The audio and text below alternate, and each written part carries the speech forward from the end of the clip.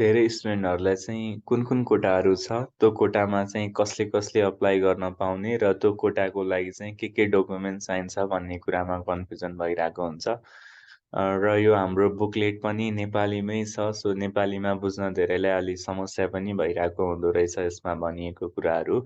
So म त्यो सबै कुराहरू चाहिँ सिम्पल वेमा चाहिँ एक्सप्लेन गर्न खोज्दैछु है। अहिले हामीले जति पनि कोटाहरूको बारेमा कुरा गर्छौँ त्यो भनेको हाम्रो 5 वटा सरकारी क्याम्पसहरूको लागि हुन्छ। Pulchowk campus, Thapathali campus, WRC, ARC र चितवन इन्जिनियरिङ क्याम्पस। फर्स्टमा छ महिला कोटा, यसलाई हामी फिमेल कोटा पनि भन्छौँ है। जहिले पनि हाम्रो दुईटा सिटहरू हुन्छ कि, एउटा नियमित सिट हुन्छ, अर्को पूर्ण शुल्कीय सिट हुन्छ हाम्रो सरकारी क्याम्पसहरूमा। नियमित भनेको यसलाई हामी रेगुलर सिट पनि भन्छौँ, पूर्ण शुल्कीयलाई चाहिँ फुल फी सिट पनि भन्छौँ। नियमित भनेको अलि थोरै पैसा तिर्नुपर्नेवाला सिट हुन्छ है, लगभग यो फुल स्कलरसिप जस्तै हो। पूर्ण शुल्कीयमा चाहिँ अलि हामीले बढी पैसा तिर्नुपर्ने हुन्छ है। र नियमित जस्तै मानौँ सिभिल फ्याकल्टी छ है, सिभिल फ्याकल्टीमा चाहिँ सर्टेन नियमित सिटहरू राखिएको हुन्छ, सर्टेन पूर्ण शुल्कीय सिटहरू राखिएको हुन्छ। सिभिलमा जतिवटा नियमित सिटहरू छन् नि, त्यसको 10% चाहिँ महिलाको लागि भनेर छुट्याइएको हुन्छ। त्यसै गरी पूर्ण शुल्कीय सिटहरू जतिवटा छन् त्यसको 10% महिलालाई राखिएको हुन्छ। त्यो एक्सप्लेन गर्नको लागि चाहिँ म हाम्रो सिटहरूमा गएँ है। जस्तै हामी पुल्चोक क्याम्पसको लागि अहिले हेरौँ। पुल्चोक क्याम्पसमा चाहिँ अहिले हामी सिभिललाई मात्र फोकस गर्ने हो भने 108 वटा चाहिँ रेगुलर सिटहरू छन्। रेगुलर भनेको नियमित सिटहरू। भनेपछि यसको 10% गर्दा हाम्रो 10.8 आउँछ नि। 10.8 भनेको नियरली 11 वटा सिट चाहिँ फिमेलको लागि भनेर छुट्याइएको हुन्छ कि 108 मा है। भनेपछि यो पूर्ण शुल्कीयमा 84 वटा सिट छ, यसको 10% भनेको 8.4, त्यसलाई चाहिँ 8 बनाएर राखेको छ। 84 मा चाहिँ 8 जना फिमेललाई चाहिँ पूर्ण शुल्कीय सिट चाहिँ हामीले हुनुपर्ने छ है, त्यति चाहिँ हुनुपर्ने छ भन्ने हो। त्यो मिनिमम 10% चाहिँ हाम्रो हुनु पर्यो कोटा अनुसार है।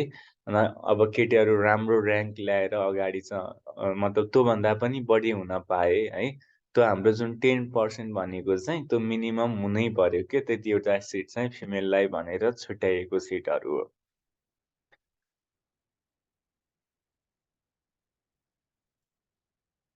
अब यसमा हेरौँ न, त्यही कुराहरू चाहिँ यहाँ मिलाएर राखेको छ। सिभिलमा 11 वटा छ, रेगुलरमा 8 वटा चाहिँ पूर्ण शुल्कीयमा छ, इलेक्ट्रिकलमा 3 वटा छ, रेगुलरमा 6 वटा पूर्ण शुल्कीय।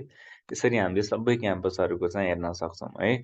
र महिला कोटा चाहिँ कोले अप्लाई गर्न पाउने भन्ने कुरामा कन्फ्युजन होला कसैलाई है।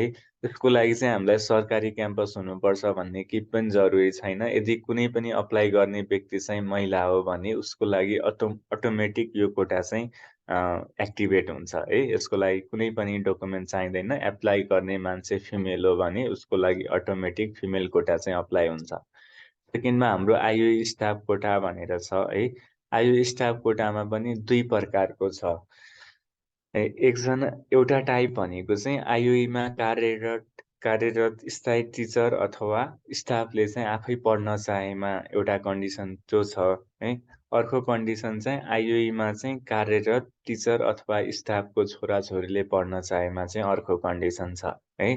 र आइओई स्टाफ कोटा चाहिँ जम्मा दुईटा मात्रै छ। यो दुईटा भनेको चाहिँ नियमित सिटहरू हो सबै है। नियमित भनेको थोरै पैसा लाग्नेवाला सिट है।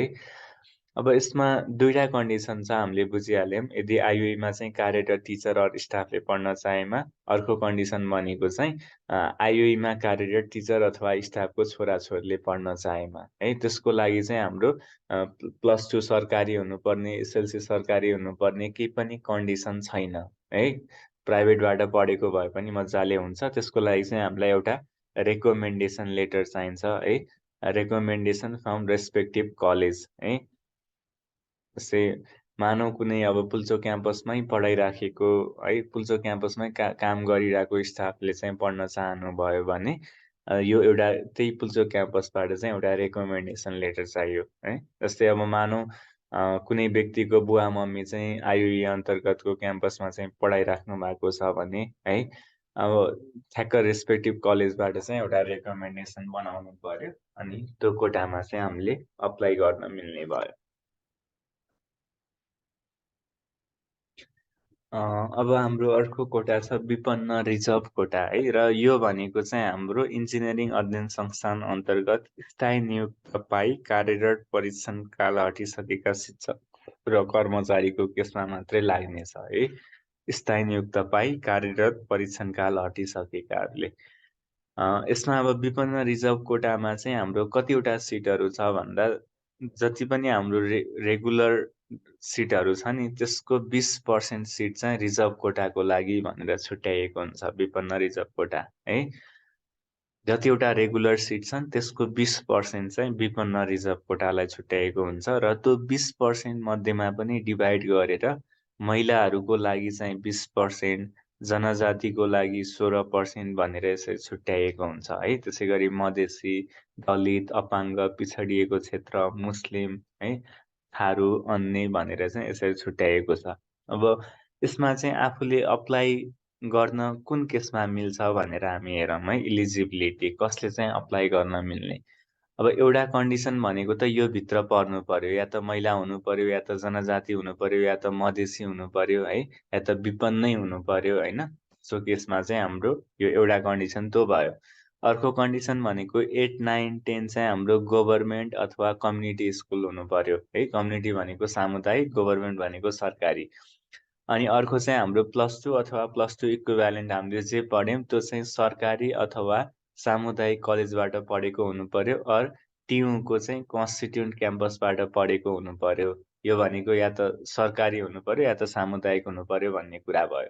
अब मानौँ कसैको प्राइभेट कलेज छ, तर प्राइभेट कलेज भए पनि एनइबी स्कलरसिप अथवा नेपाल सरकारको मान्यता प्राप्त संस्थाबाट स्कलरसिप पाएको छ भने अप्लाई गर्न मिल्छ। जस्तै मानौँ म कुनै एउटा प्राइभेट क्याम्पसमा पढ्छु है, पढेको थिएँ भने मलाई नगरपालिकाले चाहिँ स्कलरसिप दिएको छ मेरो +2 को स्टडीको लागि भने मैले अप्लाई गर्न मिल्छ है। एनइबी स्कलरसिप पाएको छ भने पनि अप्लाई गर्न मिल्छ है। र हाम्रो चाहिँ अर्को कन्डिसन पनि के छ भन्दा, +2 चाहिँ फर्स्ट एटेम्पमा पास गरेको हुनुपर्छ। जस्तै मलाई 12मा कुनै सब्जेक्ट लाग्यो, पछाडि एक्जाम दिएर पास गरेँ भने त्यस्तोले चाहिँ यो कोटामा चाहिँ अप्लाई गर्न मिल्दैन। र एनुअल फ्यामिली इन्कम चाहिँ आर्थिक अवस्था कमजोर भनेर 50,000 भन्दा कम छ भनेर चाहिँ हामीले देखाउनु पर्ने हुन्छ है। एउटा भनेको यो सबै भित्रमा पर्नु पर्यो, त्यो भइहाल्यो। अर्को हाम्रो 8, 9, 10 चाहिँ सरकारी हुनु पर्यो, 12 पनि सरकारी हुनु पर्यो, सामुदायिक हुनु पर्यो, या स्कलरसिप पाएर पढेको हुनु पर्यो। कलेजले दिएको स्कलरसिपबाट हुँदैन है। सरकारी नेपाल सरकारको मान्यता प्राप्त संस्थाबाट चाहिँ स्कलरसिप पाएको हुनुपर्छ। र अब यसमा चाहिँ सिटहरू कति भनेर राखिएको छ है। जस्तै सिभिलमा हाम्रो 22वटा सिटहरू भयो यो विपन्न रिजर्भ कोटाको लागि। त्यसमा फेरि सब डिभिजन छ, महिलाको लागि, आदिवासी जनजातिको लागि, मधेसी, दलित, अपाङ्ग है, मुस्लिम, थारू यसरी राखिएको छ। यो चाहिँ आफूले हेर्नु पर्यो कुन कलेजमा कतिवटा सिट छन् भनेर है। म चाहिँ अब यो चाहिँ एकदमै बुझ्नुपर्ने कुराहरू हो है। जस्तै अब यो विपन्न रिजर्भ कोटामा अप्लाई गर्ने मान्छेले खुल्लामा पनि अप्लाई गर्न पाइन्छ है। खुल्लामा पनि अप्लाई गर्न पाइन्छ, कोटामा पनि अप्लाई गर्न पाइन्छ। र कोटामा पनि यदि म 2टा क्याटेगोरीमा पढ्छु भने मैले मजाले दुईटैबाट पनि अप्लाई गर्न पाइन्छ के। यदि मानौँ कुनै व्यक्ति महिला हो है, कुनै व्यक्ति महिला हो र मधेसी पनि हो भने उसले महिलाबाट पनि अप्लाई गर्न पाइयो, मधेसीबाट पनि अप्लाई गर्न पाइयो, र खुल्लाबाट पनि अप्लाई गर्न पाइन्छ। र प्रायोरिटी कुनलाई दिन्छ भनेर हामी हेरौँ है। यही भनेको छ, कुनै पनि आवेदकले खुल्ला सहित 1 भन्दा बढी आरक्षण कोटामा आवेदन दिएमा के हुन्छ भनेर यहाँ भनिएको छ। क्रमअनुसार पछिल्लो कोटालाई चाहिँ प्रथम प्राथमिकता दिने भनिएको छ। जस्तै कसैले चाहिँ खुल्लामा अप्लाई गर्यो, महिलामा पनि अप्लाई गर्यो, जनजातिमा पनि अप्लाई गर्यो भने यो लास्टमा जुन छ नि जनजातिलाई चाहिँ फर्स्ट प्रायोरिटी दिन्छ कि। त्यसपछि महिलामा आउँछ, त्यसपछि खुल्लामा आउँछ। यो अनुसार चाहिँ प्रायोरिटी हुन्छ, त्यो कुरा चाहिँ बुझ्नुपर्छ। अनि डकुमेन्ट्सहरू के चाहिन्छ भनेर हेरौँ है। 8, 9, 10 चाहिँ हाम्रो सरकारी अथवा सामुदायिक विद्यालयबाट पढेको भनेर चाहिँ हाम्रो जिल्ला शिक्षा कार्यालयबाट चाहिँ एउटा सर्टिफिकेट बनाएको हुनुपर्छ है। र हाम्रो मार्कसिट त चाहिने नै भयो है। यसमा सिम्पली के लेखेको हुन्छ भन्दा, यो विद्यालय चाहिँ सरकारी हो भनेर लेखिएको हुन्छ अथवा सामुदायिक हो भनेर लेखिएको हुन्छ, त्यति मात्रै हो। अर्को चाहिँ 11-12 को अब हाम्रो ट्रान्सक्रिप्ट आइहाल्यो है। र 11-12 पढेको क्याम्पस चाहिँ हाम्रो सरकारी अथवा सामुदायिक हो भनेर चाहिँ यदि सरकारी अथवा सामुदायिक हो भने त्यो अनुसार चाहिँ जिल्ला शिक्षा कार्यालयबाट चाहिँ डकुमेन्ट बनाउनु पर्यो। जिल्ला शिक्षा कार्यालय वा आफ्नो क्षेत्राधिकारभित्रको शिक्षा सम्बन्धी हेर्ने सम्बन्धित सरकारी निकायबाट पनि बनाउन सकियो है। र यदि मेरो चाहिँ अब सरकारी अथवा सामुदायिक क्याम्पस होइन, तर मैले चाहिँ अनि यो पनि छ है, सरकारी, सामुदायिक, सरकारी वा त्रिभुवन विश्वविद्यालयको आङ्गिक क्याम्पसमा पढेको भने पनि मिल्छ है। र यदि मैले चाहिँ सरकारीबाट पढेको होइन, सामुदायिकबाट पनि होइन, ट्युको आङ्गिक क्याम्पसबाट पनि होइन, तर मेरो +2 प्राइभेट हो। प्राइभेटमा पनि मैले एनइबी स्कलरसिप अथवा नगरपालिकाले दिएको त्यस्तो स्कलरसिप पाएर मैले पढेको छु भने, अब स्कलरसिप पाएर पढेको भन्ने चाहिँ एउटा प्रमाणपत्र चाहिँ पेश गर्नुपर्ने हुन्छ है। अनि अर्को चाहिँ पहिलो प्रयासमै अब उत्तीर्ण भएको हुनुपर्छ। मैले अघि पनि भनिसकेँ 11-12 अब यसमा चाहिँ एउटा अनुसूची 1 मा चाहिँ एउटा फर्म राखिएको छ, त्यो पनि भर्नुपर्ने हुन्छ है। म त्यसमा लगेर जान्छु। अनुसूची 1 भनेर चाहिँ यसको लास्टमा राखिएको छ है। यो फर्म चाहिँ फिलअप गर्नुपर्ने हुन्छ है। यो चाहिँ त्यही हो, त्यही कोटाको लागि हो। यो फर्म चाहिँ फिलअप गर्ने एउटा यो डकुमेन्ट पनि भयो।